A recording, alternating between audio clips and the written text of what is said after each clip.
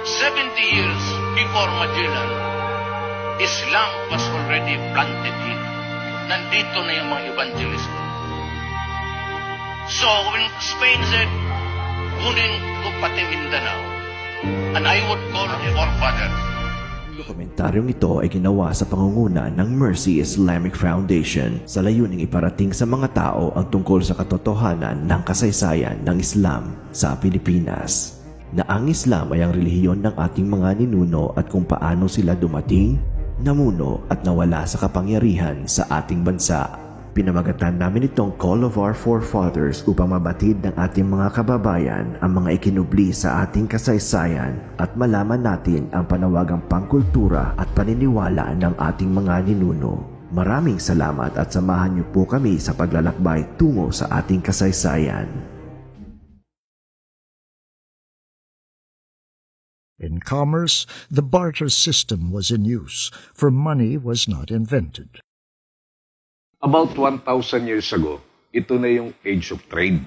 Meaning, ang Pilipinas ay meron ng mga trade relationship with China, Southeast Asia, katulad ng Vietnam, Thailand, even Cambodia, and other countries, Indonesia, and Malaysia.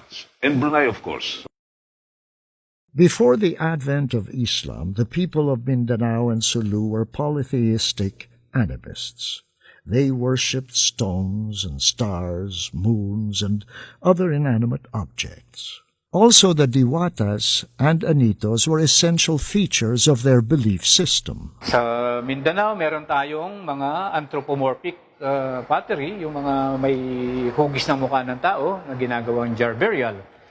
Isa ito na nagbibigay sa atin ng direct evidence ng kanilang ritual at paniniwala. Religion na ito ang pinag-uusapan.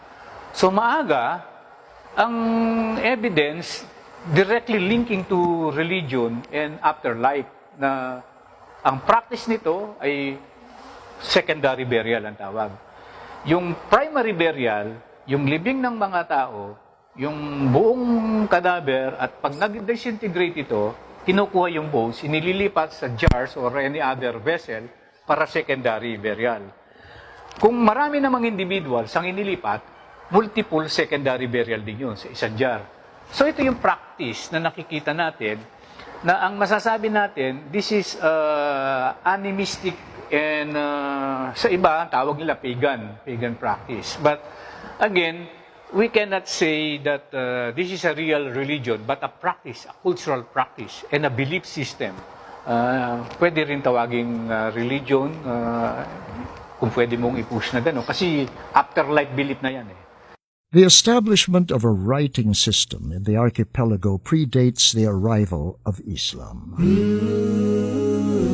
Meron ng system of writing na ginagamit ang mga Pilipino at the time. Although, meron na tayong evidence ng writing even during the 900 AD.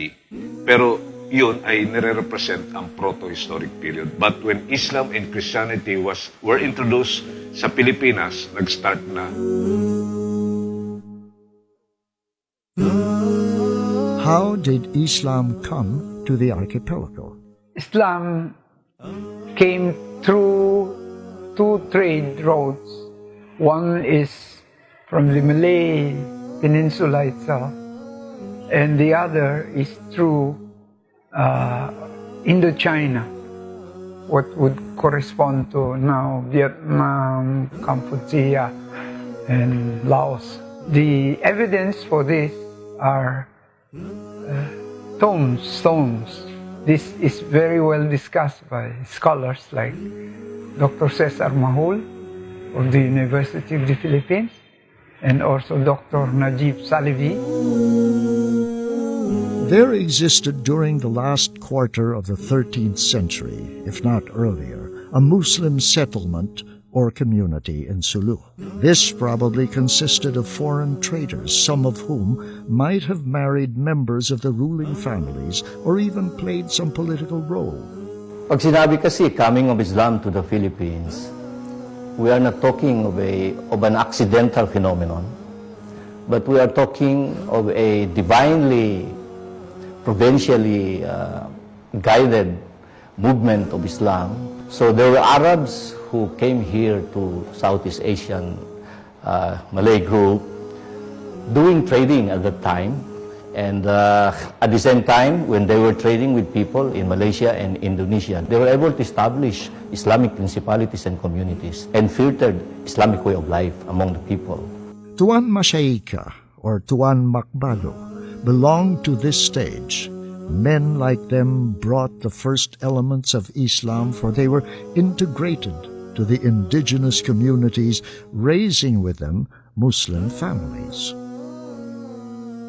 As mentioned by Dr. Cesar Adib Mahul in support of this theory, a tombstone on the slope of Buddato, dating back to 710H, or in the Gregorian calendar, 1310 AD, bore the name of Tuan Makbalo. The existence of such a settlement, the memory of their leading public figures, and a rise to social and political status of the descendants of some such individuals, as in the case of the descendants of Tuan Masyaika, demonstrate that the native population was not only antagonistic to Islam, but was open to it. Such openness explains the conversion to Islam with the arrival of the missionaries in Sulu, an event contemporaneous with the work of other missionaries in Java.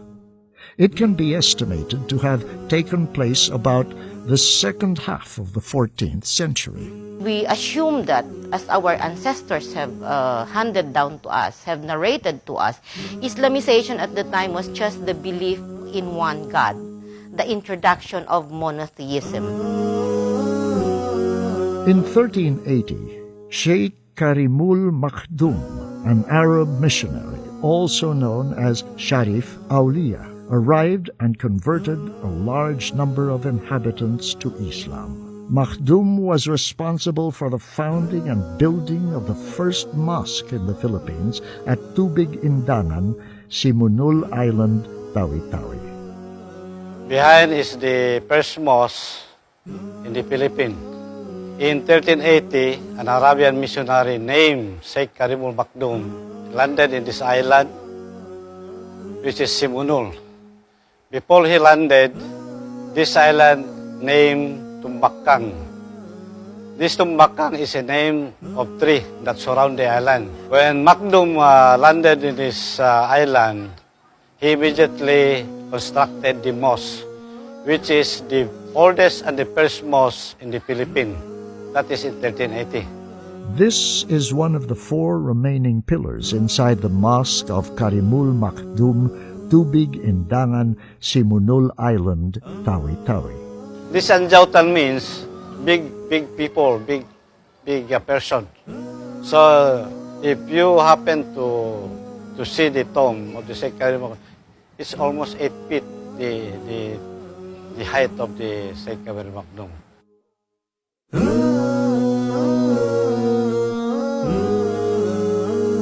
The coming of Muslim Malays from Sumatra at the beginning of the 15th century had political implications. This is a stage represented by the coming of Raja Baginda Ali, who brought along with him scholars in religious matters. The existence of a Muslim ruler guarantees the preservation of the work of the propagators and the prestige of the older Muslims.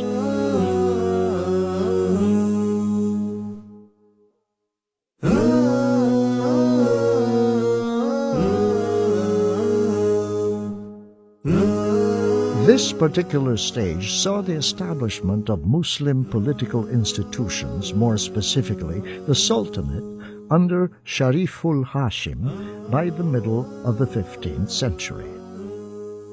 At this time, Islam spread from the coastal areas to the mountain areas in the interior of the island of Sulu. The acceptance of the Sultanate as a legitimate political institution by the coastal chiefs suggests that Islamic consciousness must have been quite widespread among them. Thus, in this particular stage, organized religious instruction became common.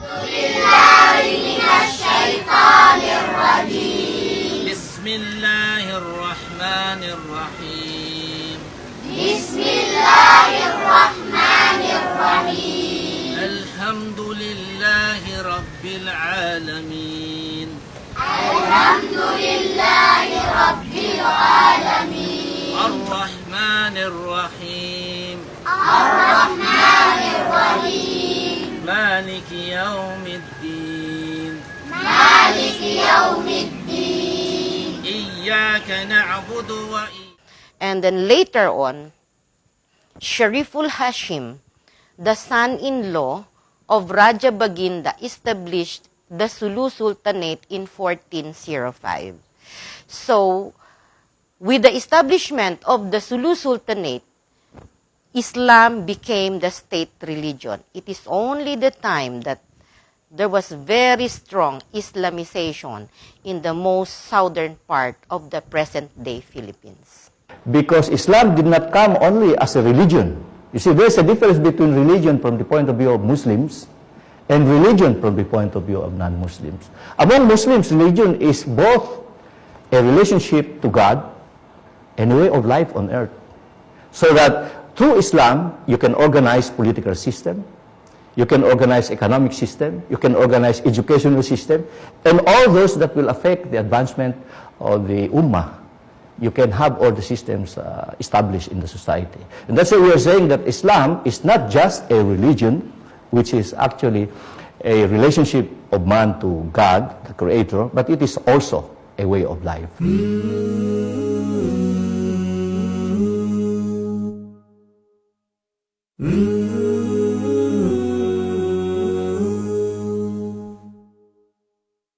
This is the grave of Raja Baginda Ali, located in Budatu, Holo. By the beginning of the 16th century, increased contacts, both political and commercial, with other Islamized parts of Malaysia transformed Sulu into an integral part of an expanding Darul Islam in Malaysia. Sulu was part of Darul Islam in Malaysia, which was commonly referred to as the Brunei Empire. So Sulaiman was here, who was paying taxes to the Brunei Empire in Borneo, and you have in Sulu also. This is collective assistance to each others in defense of the Muslim empire. The colorful epic and unfolding historical saga of Islam will tell us that we, both Muslims and non-Muslims, can come to terms to achieve peace and harmony in the Philippines. Tolerance and mutual respect is the key to this effort. Assalamu alaikum.